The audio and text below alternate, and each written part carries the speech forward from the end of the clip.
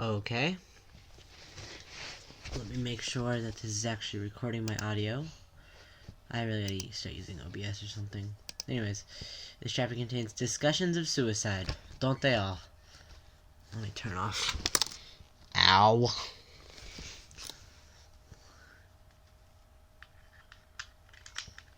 Okay, I'm gonna have to check that I'm still recording. Okay, cool. Okay, freaking. Shoot, what is. Space is vast, an unproductive statement, almost a tautology, and although tautologies can be worthy thought exercises, they become virtually meaningless when it comes down to the actual transmission of information. I believe it is for that reason most beings don't use them in day-to-day parlance. The lives of many are far too volatile and instinct-driven to want to waste time with saying that which is already true.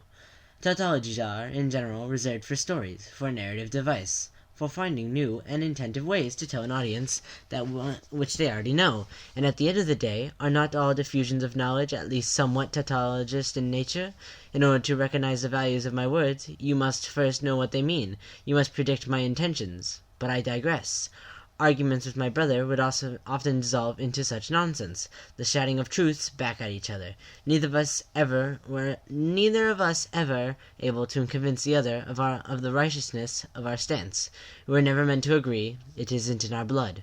Space is vast, everyone knows it, but most sentient beings in their many universes never have any way or reason to experience it firsthand. Even in societies advanced enough for spaceflight, most people will never leave their atmosphere. When they scoff at my tautology, space is vast, what do they really know? Nothing. As far as any of them have experience, space does not exist. Ah, God, spooky Jade. Very few have stood and looked into the abyss, my true gulf of nothingness that spreads out over a single point of consciousness adrift in the constellation. All the combined weight of sentient endeavor would quail underneath that sheer, irresistible truth, the realization that they are so small, that the universe cares about their puny lives so very little. Sitting in the glowing light of the stars, this becomes even more apparent. Are we out of orange juice? Are you talking to me? Because if you are, I would like to remind you that I hate orange juice. No, you don't. Well, I guess I never really had a strong opinion on it before, but now I can't stand it. It's all you drink. I like the pulp. It's my body, and I don't want orange juice. I hate pulp, and I didn't make that up just to spite you. Who wants strings in their juice? I do. I realize that Jade's situation is less than ideal from a characterization perspective, but I still politely point out that nobody likes a whiner. Fuck you, rude Calliope, inside my head. From a characterization standpoint, I think you're pedantic, annoying, and just a general huge drag to be around. And why don't you try being possessed by the spirit of some other version of a good friend of yours, and flit around a spaceship full of people you love, unable to affect anything or say hello to anyone? Then tell me about whiners. I killed my brother and consumed him. Sounds like a you problem. I suggest to the witch that I have spent untold eons in the void between universes, waiting for the moment I would be needed to prevent dissipation of reality as we know it. Her appeals to emotion will not help her. I remained unmoved. Well, I had to watch my boyfriend and my brother die in front of me on a tiny-scaled version of the world that I shrunk for them, and then spend the next 3 years talking to myself, racked with guilt that I killed them. I remind the witch that my time was in the void, which is far darker and lonelier than a ship full of lizards. I add that it was also eons, a length of time that is, traditionally, far longer than 3 years. I asked her to excuse my pettiness in pointing it out. You're a member of a species designed for long periods of isolation. I'm a human, or at least I started out that way. Even if I have the powers of a first guardian, my brain still worked in modules of human pattern recognition. 3 years is a long time for a human teenager. I don't care about how many of your molecules are made of a god. I point out that this back and forth is becoming childish, and if... Oh my God, stop narrating. Who are you even talking to? The audience, of course. Audience? Ugh, this is so annoying. I can't tell if you're being serious. Your voice is impossible to read, and I can't see your face. Oh, well, thanks. That's better. Of course. Fucking orange juice. Yeah, I mean, honestly, Calliope's a true monster. Pulp? Ugh. Looks like a Sunny D. I had a Sun... Oh, here's a Sunny D. I have one right here. You're right that I am being silly, and I didn't mean to start a slap fight over who has suffered more. Clearly, you have been through a lot more than I could ever possibly imagine. You're the same Callie who talked to me and Jane when we were unconscious back in the game, right? There's just a lot of everybody running around, and I guess I haven't been keeping you in the internal tally that I should have. You realize this? You've been on this spaceship for, like, maybe a year or something.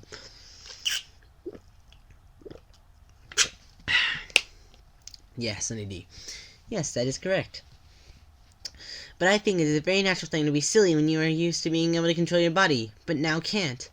I will allow that, yes. So I will stop yelling at you, but I reserve the right to start yelling again in the future if I have a good reason, okay? That seems fair. Jade looks at me with her face I have looked in the mirror for the last few months on board this vessel without a name. No one can decide what it should be called, possibly due to the comical nature of its construction. For a while there was an ongoing list of ideas hanging in the common room, but it quickly devolved into a cluster of more and more obscure memes, until one day the knight tore it down with a fit of pique. Don't ask me to tell you which knight, you know which one. Jade smiles. Dave and Karka will always be a source of pain for her, a low ache somewhere in the center of gravity. But she is happy for them. She knows that there is really no other alternative for how to be. They chose each other over her, and they always will. They are the two people who matter to her the most in every universe, and that will not change, no matter how much she wishes it would. No matter how... Do you actually know that? Pardon me? Do you actually know that I'm doomed to pine over Dave and Karka across every iteration of reality? Like, can you actually see that? Because you're a space player, like I am. I know that you are more powerful than me, but I don't think you can see other timelines any better than I can. So I think you are just being dramatic. For the audience, whatever the heck that means. I experience a moment of unease as Jade looks at me. Keeping her out of my thoughts is proving to be more difficult than I had first assumed it would be. I had begun confident that I could keep her consciousness sleeping peacefully inside the shell of her body, tamed and quiescent. But she has proved to be more inescapable than I initially gave her credit for. I've never been particularly tameable, but my consciousness is huge. Ayo. Ayo. Ayo. Oh. Wet blanket. Come on, man. You're a pretty tough crowd, Evil Callie. But yes, I can hear most of what you are thinking to yourself. It took a little while to separate from my own thoughts, just like it did with Dirk. Because that's what he was doing the whole time, wasn't it? Controlling our thoughts. Making us believe things we never would. Things he thought we should believe. Ah, and here we are. I have been wondering when we would get to the Prince, and Jade's knowledge of the chaos he has wrought within this timeline, and who knows how many others. I assume she realizes exactly how many resources the Prince has put in to keeping her still and asleep, firmly out of the game, as to prevent granting me access to the universe, in order to foil his campaign of endless hubris. Jade knows all of this, I don't have to tell her. She is a very bright girl, and even if she didn't have partial access to my thoughts, she is good at compiling data and using it to fill gaps. As she herself had rather licentiously mentioned, her brain is quite large. And all of these reasons are why I know I can count on her to be reasonable and realistic about her situation. I need a body to continue interfacing with this timeline, and her body is the only one that will do. I hear her wonder, what about Kanaya? What about Kanaya? Hey! What about her, Jade? She is a space player, it is true, but her powers are nothing compared to yours. For one, she isn't God tier, and for two, she is dead. A living dead, but dead nonetheless. And his self-specializations lie on a different end of the spectrum from my own, which is a far closer match. No, Jade understands and sympathizes with my issue instead of her body, and her body alone will do for my purposes. No I don't. She does, after all. She would not wish this sort of state of being on anyone else, and especially not on one of her friends. Jade may have undergone a lopsided number of narrative hardships in her life, but at least she is used to them. Why spread that suffering to another? Jade understands and accepts her place in the story, which has always been to enable events to play out around her, just as it has always been mine. Calliope, no, don't do this to her, man. Ugh. Because what is a story, truly? Nothing but a series of misadventures and connections, actions, spurring reactions, tumbling into one another, over and over and over, with so many competing interests. Clearly, the story cannot account for all perspectives, for all threads. It would be laughable, childish, even selfish to demand that they do.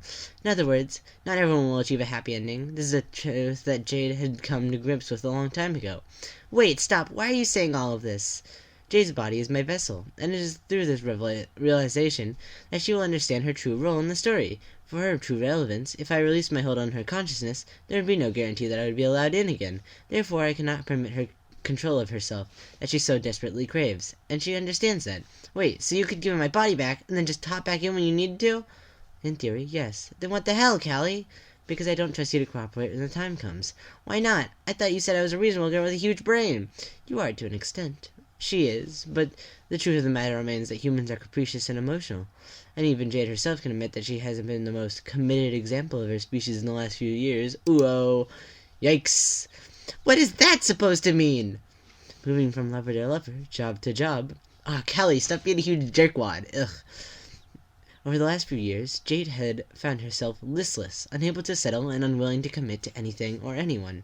She knows there's nothing wrong with that on a moral level, but on a personal level, she's always believed that she could be more, could do better, be better, and now, because of this, she realizes that sacrifices must be made, and that she, as a space player, is uniquely built for sacrifice. Ugh. Yeah, I guess you're right. I have been such a silly little slut. Hey, Callie, no, I don't want to hear those. I don't like hearing those words from Jade. That makes me uncomfortable, man. I don't like this. I just want to keep working on my Spanish homework. Yes, Jade? Oh my god, what's that? Oh my god, what's that? She points off in the distance. It's nothing, of course. There's nothing here besides the two of us. The space is utterly under my control. Jade could control it too if she had any access to her own powers. But with my grip around her cortex, there's no chance of that. I know there's nothing behind me. She's being silly, but I'm not Dirk Strider. I don't mind indulging in whims of silly girls. If it makes them feel better about their situation, there's nothing wrong with humoring. Boom! And here I made my first mistake. Up to this point, I have counted on my superior narrative power and class strength to keep her under control, but bringing her into a place where we can both physically manifest has left me, foolishly, vulnerable. When you are dealing with an epically powerful space player and former borderline omnipotent being, you forget that even with her powers stripped, she is still quite a formidable physical force, a young woman in the prime of her life, with a canine instinct and a fierce desire to sink her teeth into something she can tear apart. And right now, that something happens to me. Her fingers tear at my throat, trying to find purchase. She won't be able to kill me here, but it is certainly unpleasant, and not to mention slightly repetitive. We just saw this in a previous chapter, although this particular fight will not end as amorously as the last one did, so don't get your hopes up. Who are you talking to? Yo, sick rave party! This is gonna be my background. I don't even care which one it is. Yes, that one's good. That one's good. I like that one. Okay, calm down. Okay. Oh. Did you good?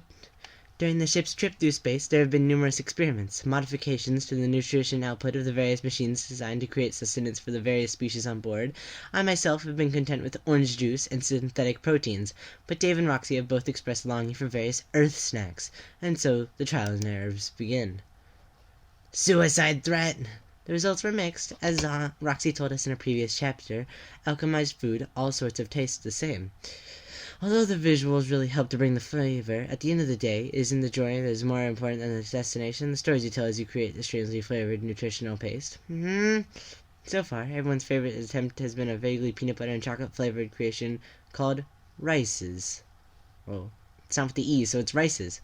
And no one really eats them, really. They just sit in a bowl on the counter. I'm not actually sure what the witch is trying to accomplish here. You don't? Really?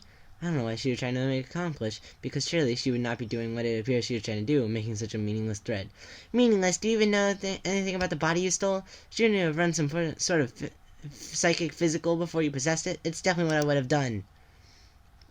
Jade must know that I am wary of her family-wide peanut allergy, a story thread that has been extremely important and weighed in on multiple parts of the narrative. How could I have forgotten such a key detail? But of course, Jade knows that. She is being silly and dramatic. She knows that a suicide threat is utterly meaningless when made by a god. There's nothing remotely just or heroic about dying from a self-imposed anaphylactic shock in the throes of a childish tantrum. At the most, I'll get a relaxing few minutes of sleep. Do you really want to risk it? What are you talking about, Jade? I just said, I don't know, Callie. I've never really understood the rules that govern the death of a god here, have you? It seems pretty arbitrary from where... Okay, actually, I lied. This one's it. I lied. These pictures keep getting better. I like Jade. She's cool. It seems pretty arbitrary from where it's standing. Who makes the decision whether or not something is heroic or just? That's unclear, but it certainly isn't you. Right, of course not. But you are so confident that you're a good guy? Are you sure that the Alpha Timeline wants you to be here? What? You've done some stuff, Callie. I'm only saying you shouldn't be so quick to assume that... Whoa, is that an S-Pidge? They said there'd be no S pages. I don't know if this thing records audio. Shoot. Okay. Shoot. Wait. Well, we'll risk it. You've done some stuff, Callie. I'm only saying that you shouldn't be so quick to assume that me killing you wouldn't be just, and that taking my own life to do it wouldn't be heroic. Really? Does this thing record audio? Well, if it doesn't record audio, and I hope there's no... Oh, there's audio. Tick. Tick. Talk. Tick. Talk. Is something gonna happen, or am I just gonna sit here doing this? Tick. Talk. Tick. Talk. How long is this thing? Or is it just gonna do this now? Tick. Talk. I'm gonna let it go 7 times because that's my favorite color. Knock. That's the 5th time, I believe. Tick. Talk. I'm trying to make this longer. I don't like how short these things are. Tick. Talk. Cool. Oh, it just appeared. I don't let the witch manipulate me. I refuse to falter in the face for whispers. Without my careful planning and swift action, the prince would have taken full control over this timeline. None of my friends could even begin to imagine the turmoil. They aren't your friends. You took them from me. Do you really think any of them would side with you over me? You keep saying that you're doing all this for my own good, but you're just lonely. I know you are, because so am I. If you're so utterly convinced of your virtue, then let me do this. You say that me being a space player is all about sacrifice. Well, bet. Whoa. Wait.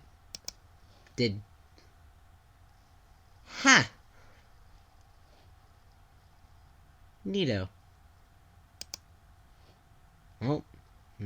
There she sits. Oof! Ow! I'm on the knees. That was a... Okay, you know, like, I'm a teenager, and I'm just dramatic to get for any kind of Homestuck content, but that was nice. I mean, admittedly, I find most of this nice, except for, you know, calling me a Dirk, being a huge little butthead, and talking about canon and all that. It kind of makes me sad, but this is a nice update. I always enjoy seeing Jade, no matter how much of a little slut she is. God, I don't like hearing that. I don't like hearing that from her. No. I've been reading Homestuck with my friend. You know, like, I've been rereading it with her. I just don't like thinking about Jade being a little slut. It's, no, I should get off this topic, but no, I don't like her saying that. Nah. You know when when you get that chill up your spine? When your, like, hair starts standing on edge? That's how I feel whenever I think about that. Let's talk about other things. Alt Calliope. Sound a little crazy there, honestly. Especially with the Pulp thing. Ugh. Who likes string? Honestly, who likes string in orange juice? No one's gonna watch this, but if you do, you better not like Pulp. I mean, you can. I'm not stopping you. I don't even know what I'm rambling about anymore. I'm just still really excited for a Homestuck update. But it's nice. I'm glad that I'm pretty sure Jade got her freedom back. So, good on her. She spelled Reese's wrong. I just want to go back, highlight that.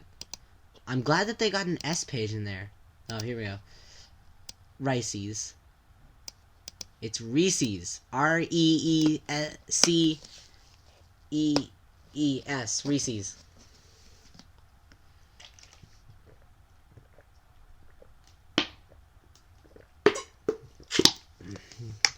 It's really great that I had a Sunny D right now, just when they had that Pulp orange juice.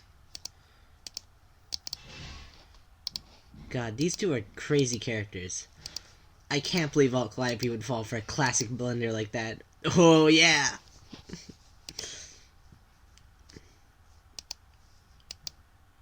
Look at that. Freaking orange juice. Look at that. Sunny D's.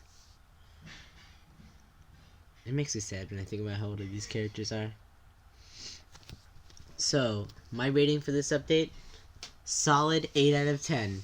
There's a lot of blank space, but I mean, whatever. I'm easily impressed. And I mean, I'm not really losing anything except time. I don't donate to the Patreon, so... You know. I don't get to read the side stories. Even though I wish I could, but you know, I'll wait until I actually start getting money before I start reading those. Oop. That was good. I'll take that. That was nice. That was nice. Oof. Yeah. 8 out of 10. Congratulations. Hopefully this thing picks up sound. Who knows? Bye.